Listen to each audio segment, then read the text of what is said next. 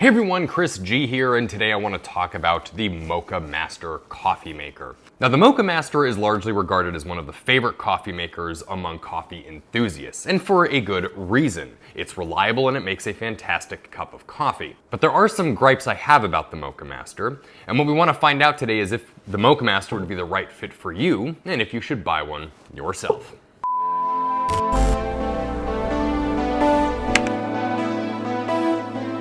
Now, Moccamaster's inventor Mr. Moccamaster back in 1875 said that he wanted the Moccamaster to be the last coffee maker that you ever had to buy. And I think by all accounts he succeeded in that goal.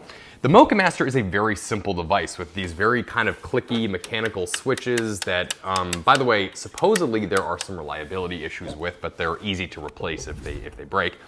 But nevertheless, everything on this thing is serviceable, it's replaceable. Moccamaster sells aftermarket parts, and overall the materials are like good quality with the exception of some of these cheaper plastics that I will get into later on. But the point is though, is that it's a very basic machine and it doesn't do anything other than make coffee. And that's both its pros and its cons depending on who you are. Now, spoiler, I love the Moccamaster, and it is purely because of its simplicity that I think it is an excellent machine, and it does happen to produce a fantastic cup of coffee. Now, this particular model is the Select version, and what that basically allows you to do, by the way, if you go to Moccamaster's website, they have the KBG, the KVT, KBBG, DS, there's 1,000 of them, and they all have kind of different little nuances as to what they are, but ultimately they're all basically the same unit in terms of like what's under the hood. Basically, you've got this nice copper coil boiler that makes your water the perfect gold brewed temperature. This thing, by the way, is gold certified, SCA gold cup certified. So anyway, so it makes sure that everything is like the perfect temperature, the perfect brewing times and extraction periods and all that, so you have the most excellent cup of coffee. They do have models that have the stainless steel carafe. I opted for one with glass. They also have ones that have like auto cutoff things, like when you remove it. They also have ones that offer you to have a little bit more control over the pour-over mechanism, but this is kind of the everyday person's Moccamaster. This particular one is the 10-cup model, and I would say that by all accounts, we've had a party where we've had 4 or 5 people over, and it has made enough coffee for 4 or 5 people. So unless you're doing some huge amounts of entertaining, I think most people can do just fine with the 10-cup model. Usually I just brew 5 cups in the morning for my wife and I, and it's more than enough. This is a European cup, so I believe that's measured to like 5 ounces if I'm not mistaken. Anyway, moving right along, you pour the water in this little bin up here, you grind your coffee, and you put it in this very cheap plastic device right here. Locks in place there. You flick the switch. Where is it here?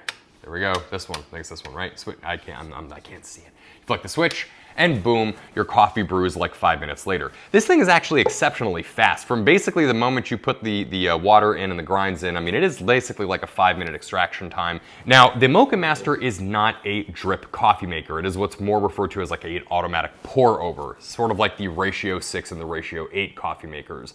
The Ratio coffee makers look a lot more modern. They're also made in the US, whereas these are handmade in I think the Ratio 8 is made in the US. I think the Ratio 6 is made in China. Anyway, Moccamaster though is handmade in the Netherlands. And I would say that by all accounts it shows. I mean, this thing came, again looking, I mean, this is kind of a little bit used, but this thing came looking pretty much pristine and well put together, kind of like a Forerunner. Just everything just sort of fit together and was really, really nice. Where I have my gripes with the Moccamaster is when we bought it, it only came with 3 paper coffee filters, and it did not come with a reusable gold filter basket. Moccamaster sells one on their website, so clearly they're not opposed to you using a gold filter. However, they didn't give you one. Now these machines, I got this on sale during like Black Friday or something like that. I got it for like $250, which by the way is a hell of a lot of money anyway for what this thing is. But brand new, I think these things are going for about $350 to $370, something like that. And to not include more than 3 paper filters, or for that matter, the reusable gold basket, which basically every other coffee manufacturer does, that's a little bit of a slap in the face. That just felt like Moccamaster was getting really, really cheap and for really no reason at all. Now, again, a box of paper filters is not expensive. I mean, I think like for $2.99 you can get a box of like 300 of them. And frankly, this thing works best, I think, with paper filters, kind of like an AeroPress. You just get less sediment better cup of coffee. Mileage will vary on that, to each their own. But nevertheless, when we bought it, of course, I didn't have the paper filters. I just didn't really think about it at the time. This is not a big deal. It's a nitpick, but still, Moccamaster should have been a little bit more. Come on, guys, just throw in like a pack of 20 or something in there so somebody can, hit the Prime button on Amazon to buy more, or go to Target, whatever. Next, materials. Strong metals and plastics, except for all of this stuff. This stuff is all built like cheap shit. For one, this lid. As cheap as plastic as can possibly be, and while you would think to yourself it doesn't like have to be that great, I mean, no, it doesn't, but it's kind of like, it showcases, okay, like, why go cheap on this? Everything else is stainless and very well built and tough. Like, why did you have to cheap out on this particular lid right here? You could have made that stainless or maybe just a higher quality plastic, and fine, okay, so the water carafe doesn't need that, but then like where you put the actual coffee, grinds, this thing is the same really cheap, thin, janky plastic. And I don't like that it's plastic. I wish that it was like, I don't know, metal or something. There's just a little bit too much plastic interaction with the Moccamaster. Your water and your hot coffee is coming in contact with too much plastic. I don't like it. And I'm not alone in that. Most people don't like that either, okay? We want less plastic in the world, not more. But nevertheless, that's what you have. For what it's worth, though, I mean, again, if this thing breaks, there's not much to it. I mean, it's, you got a little spring action here going on. But if this thing breaks, it'd be pretty cheap to replace, I'm sure, from Moccamaster's website. But what I ultimately hate about this cheap plasticness is that this thing is a little bit of a pain in the butt to kind of slide in here. But this one, the lid that goes on top, wrestling with this thing to kind of get it in place, like, I don't know, it's just, this thing just feels cheap and stupid and wobbly and shaky, and look at this. Like, it shouldn't do that. It's a $370 machine. It should not do that. The glass carafe. This glass is super ass thin. It even says on it, like, do not bump, because if you do this, it will probably shatter into 1,000 pieces. This cheap plastic piece of crap, which by the way comes in contact with your coffee all the way, I mean, your coffee will just soak it in. Just I don't know, it just like kind of loosely kind of comes on and off. It's fumbly. It's not built well. There are far superior designs from like Cuisinart and other companies with their glass carafes. Ultimately, I would like to see Moccamaster offer better materials for the glass carafe. I mean, I could have gone with the stainless one, but I wanted glass because supposedly the stainless one, you can kind of taste it a little bit. I don't have any personal experience with that, but nevertheless, it's what was supposedly, it's what I've heard from others. Seattle Coffee Gear, actually. You should check them out. They have a great channel. But I hate this cheap plastic lid. This thing is going to wear out, and I don't like that it's so much plastic coming in contact with the hot coffee. Don't like this thing. It's easy to clean. I mean, you take a nice wet cloth and you just clean. I should clean mine, but anyway, you just take a wet cloth, wipe it down, and it's good to go. Supposedly, the water arm here, this one has been, and I need to clean mine too, the water arm has been redesigned in like the last couple of years, and it's a much more superior design, supposedly. I guess the older models of the Moccamaster didn't have as many holes, or they weren't quite as strategically placed, and as a result, you didn't get as wide of coverage over your coffee grinds. Which, by the way, is still actually kind of a problem with this particular unit. Now, it doesn't really seem to get in the way of anything, because again, this thing produces a fantastic cup of coffee, but nevertheless, I have found when I'm like brewing some beans sometimes that like I'll like look over and see that like only half of them are saturated, and I try to level them out as much as possible, but there does seem to be a little bit of unevenness in the extraction process as it's pouring over. So food for thought. It's just worth mentioning. Anyway, do I recommend the Moccamaster? Absolutely. It is for people that just want a nice basic machine, no frills, no Wi-Fi, no Bluetooth, no smart features that you really ultimately don't need. Just a nice basic no frills machine. You will want a coffee grinder to kind of pair with this thing. You can check out our coffee grinder video that we recently posted as to which one you should buy. But you will want a coffee grinder for this thing because ultimately the best kind of coffee you'll get is from fresh ground beans. and it does not have a built-in grinder or anything like that either. But if you're somebody that is looking for like, you know, auto start and scheduling and auto grinding and all of that stuff, you're not gonna find your place at home with the Moccamaster. It just doesn't have any of that. It's a no frills, no luxury machine. But that's the benefit of it, is that you really never have to worry about this thing ever breaking. And if it does, it's easy to repair because it is so simple. And it just looks so good.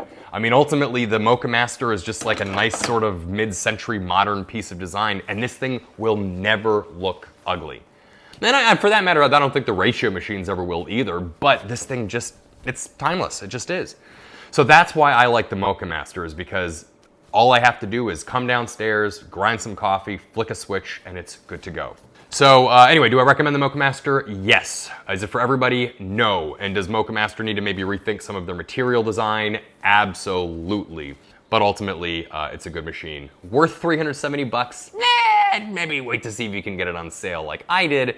But, you know, again, that's to each their own with how you want to spend your money. But enough chit-chatting about this machine.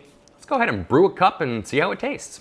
Now, before we plug it in and flick the switch to brew a delicious cup of coffee, let's quickly talk about this second button right here. Now, this particular Select model allows you to choose between a full and half carafe. Basically, if you put it on the half carafe mode, it adjusts, I believe, like the extraction time as well as the hot plate temperature. I don't think it adjusts the temperature of the water for the brew period, but it does a couple of other little small things. But anyway, it basically just allows for a slightly better experience for a half carafe of coffee versus a full 10 cup. So that is basically what that second switch is there for. Anyway, let's go ahead and fire her up.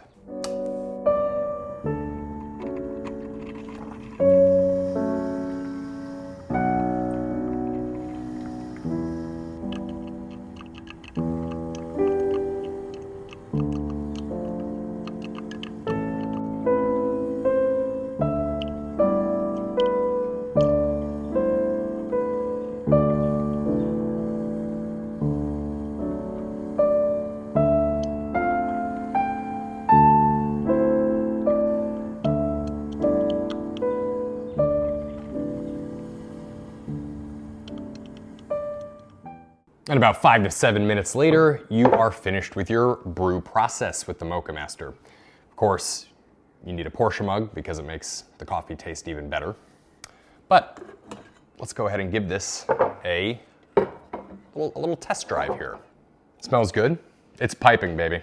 By the way, this, if you leave it on, I think the machine stays on for like a few hours after you brew a cup of coffee. It does have a number that it will stay on. It's not forever, but it's like a few hours, I think, that it will continue to heat the glass carafe. By the way, the models that have the stainless steel carafe do not have a heat plate. It is only the glass carafe models that have a heat plate. But anyway, it'll keep your coffee warm or hot even for a long time. Some might even say it burns the coffee, but I've never found it to be a problem. I drink the coffee fast enough. All right. By the way, these are purity beans. I have found that I really like the purity bean because it just supposedly it's like mold-free, pesticide-free, and all that other crap. So you know, whatever.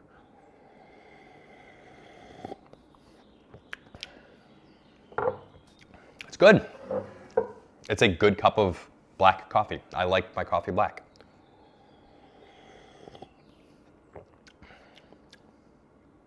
Smooth. No sediment, tastes nice.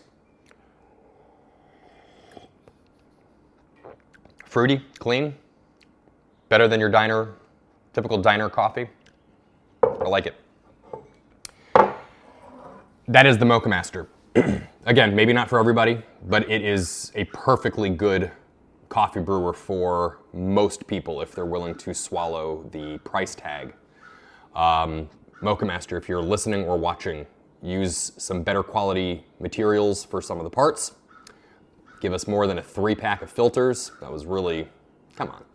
And, but otherwise, it's a good machine. So that's the Moccamaster for you. If you have any questions about the Moccamaster, please feel free to reach out to us in the comment section. Please like and subscribe, and we will be back with another video really soon.